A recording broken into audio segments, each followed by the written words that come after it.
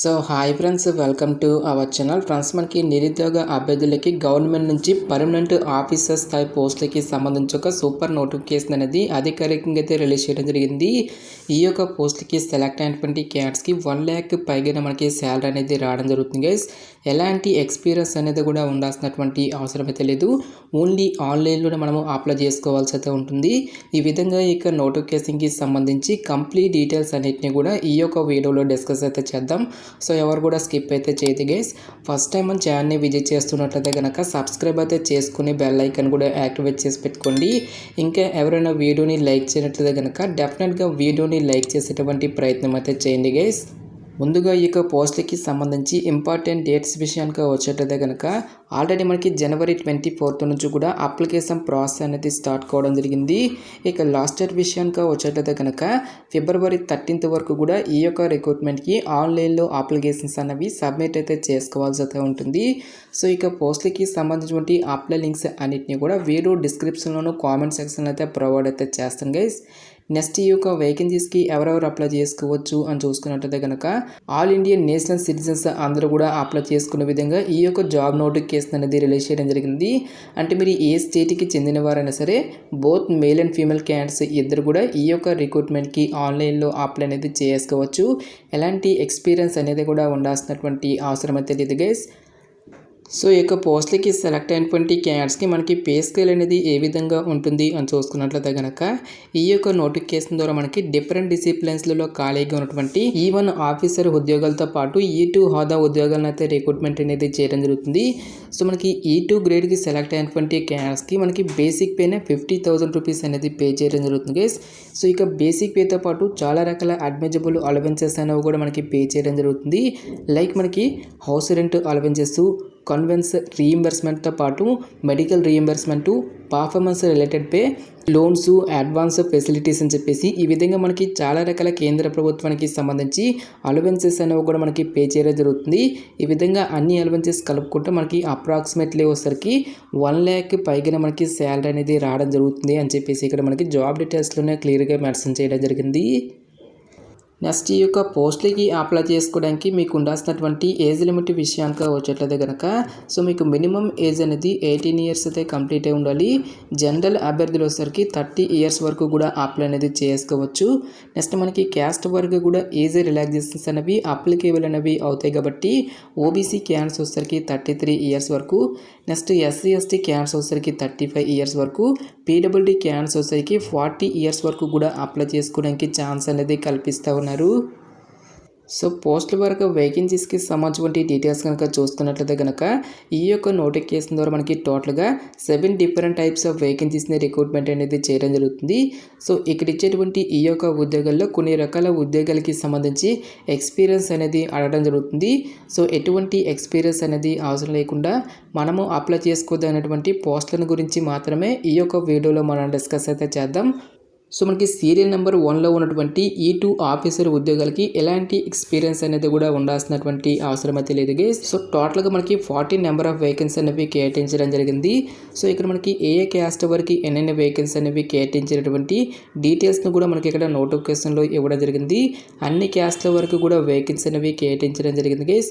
Like మనకి general, OBC, SC ST, academically weaker section అని చెప్పేసి ఈ విధంగా మనకి ప్రతి ఒక్క కేటగిరీ వరకు కూడా సపరేట్గా వేకెన్సీ అనేవి కేటాయించడం జరిగింది.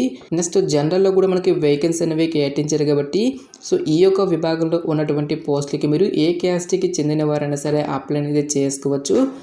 నెక్స్ట్ ఈ యొక్క పోస్టులకి అప్లై చేసుకోవడానికి మీకు ఉండాల్సినటువంటి ఎసెన్షియల్ ఎడ్యుకేషనల్ క్వాలిఫికేషన్ విద్యా అర్హత విషయానికి వచ్చేట్లయితే కనుక సో ఎవరైతే electrical, electronics, instrumentation and control, electronics and communication, electronics and telecommunication, mechanical, manufacturing, industrial production, power, energy అనేటువంటి ఈ యొక్క స్పెషలైజేషన్స్లో BE or BTech అనేది కంప్లీట్ చేసి దీంతో పాటుగా 2 years MBA కానీ, PGP కానీ, PGDBM కానీ, PGDBA అనేటువంటి ఈ యొక్క క్వాలిఫికేషన్ అనేది కలిగినటువంటి క్యాండిడేట్స్ అందరూ కూడా ఈ యొక్క జాబ్స్కి అప్లై అనేది చేసుకోవచ్చు.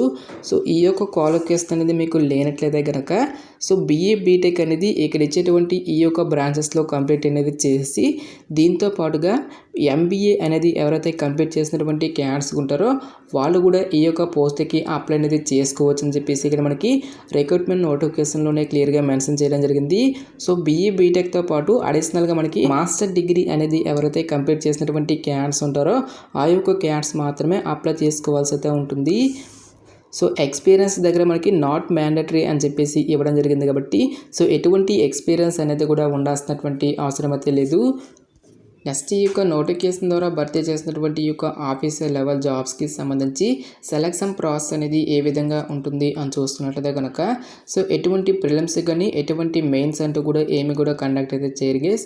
కేవలం మనకి ఒకే ఒక రిటర్న్ ఎగ్జామినేషన్ ద్వారా ఈ యొక్క వేకెన్సీస్కి సంబంధించి సెలక్షన్ అనేది కంప్లీట్ అయితే చేయడం జరుగుతుంది. ఎవరైతే ఇక రిటర్న్ ఎగ్జామినేషన్ని క్లియర్ చేసినటువంటి క్యాండిడేట్స్కి ఫర్దర్గా మనకి పర్సనల్ ఇంటర్వ్యూ అనేది కూడా కండక్ట్ చేసేసి ఈ యొక్క వేకెన్సీస్కి ఎంపిక అనేది చేయడం జరుగుతుంది.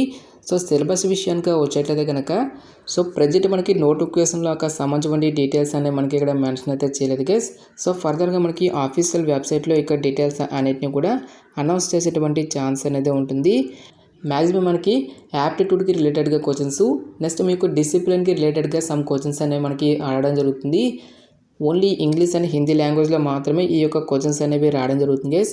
నెక్స్ట్ మనకి నెగిటివ్ మార్క్స్ అనేవి కూడా ఉంటాయి అని చెప్పేసి ఇక్కడ మనకి జాబ్ డీటెయిల్స్లోనే క్లియర్గా మెన్షన్ చేయడం జరిగింది. నెక్స్ట్ ఎగ్జామినేషన్ సెంటర్స్కి సంబంధించిన డీటెయిల్స్ కూడా మనకి ఫర్దర్గా ఆఫీషియల్ వెబ్సైట్లో అయితే అనౌన్స్ అయితే చేయడం జరుగుతుంది. నెక్స్ట్ ఈ యొక్క పోస్టులకి సంబంధించి అప్లికేషన్ ప్రాసెస్ విషయానికి వచ్చేట్లయితే కనుక ఓన్లీ ఆన్లైన్లోనే అప్లై చేసుకోవాల్సి అయితే ఉంటుంది. అప్లికేషన్ ఫీజు విషయానికి వచ్చేట్లయితే కనుక SC ST PWD ex servicemen candidates ఎవరైతే ఉంటారో ఈ యొక్క క్యాండిడేట్స్ ఎటువంటి అప్లికేషన్ ఫీజు అనేది కూడా పే చేయాల్సినటువంటి అవసరం అయితే లేదు. ఈ యొక్క క్యాండిడేట్స్ అందరూ కూడా ఫ్రీగా అయితే అప్లై అయితే చేసుకోవచ్చు గైస్. సో రిమైనింగ్ కేటగిరీకి చెందినటువంటి క్యాండిడేట్స్ అందరూ కూడా 500 రూపీస్ అప్లికేషన్ ఫీజు అనేటువంటి దాన్ని ఆన్లైన్లో పే చేయాల్సి అయితే ఉంటుంది. సో ఇక జాబ్ నోటిఫికేషన్ అనేది మనకి ఎక్కడి నుంచి వచ్చింది అని చూసుకున్నట్లయితే కనుక government of India minister of power కింద పనిచేస్తున్నటువంటి పవర్ ఫైనాన్స్ కార్పొరేషన్ లిమిటెడ్ అనేటువంటి ఈ యొక్క కేంద్ర ప్రభుత్వ సంస్థ నుంచి అఫీషియల్గా రిలీజ్ అయినటువంటి ఈ యొక్క పర్మనెంట్ ఆఫీసర్ స్థాయి పోస్టులకి సంబంధించిన job notification details interest eligible candidates డెఫినెట్గా ఈ యొక్క రిక్రూట్మెంట్కి అప్లై అనేది చేసుకోండి. సో ఇక పోస్టులకి సెలెక్ట్ అయినటువంటి క్యాండిడేట్స్కి జాబ్ పోస్టింగ్ అనేది మనకి అదర్ స్టేట్స్లో వచ్చినప్పటికీ కూడా సో ప్రొబేషన్ పీరియడ్ అనేది కంప్లీట్ అయిన తర్వాత ఫర్దర్గా మన యొక్క సొంత రాష్ట్రాలకి ట్రాన్స్ఫర్ కూడా చేసుకోవచ్చు. కాబట్టి ఎట్టి పరిస్థితుల్లో కూడా ఈ యొక్క ఛాన్స్ అనేది మిస్ అనేది చేసుకోవద్దు. సో ఇక నోటిఫికేషన్కి సంబంధించిన లింక్స్ అన్నింటినీ కూడా వీడియో డిస్క్రిప్షన్లోనూ కామెంట్ సెక్షన్లో అయితే ప్రొవైడ్ అయితే చేస్తాను గైస్. ఇంకా ఇక నోటిఫికేషన్కి సంబంధించి మీకు ఎటువంటి డౌట్స్ వచ్చినా సరే నాకు కామెంట్ సెక్షన్లో కామెంట్ అయితే చేయండి. ఎటువంటి మరిన్ని జాబ్ అప్డేట్స్ కోసం మన ఛానల్ని సబ్స్క్రైబ్ చేసుకుని బెల్ ఐకాన్ కూడా యాక్టివేట్ చేసి పెట్టుకోండి. సో ఇది ఫ్రెండ్స్ ఇవాళ వీడియో. రేపొక మరొక మంచి జాబ్ అప్డేట్తో మళ్ళీ మీ ముందుకు రావడం జరుగుతుంది. Thanks for watching. Have a nice day.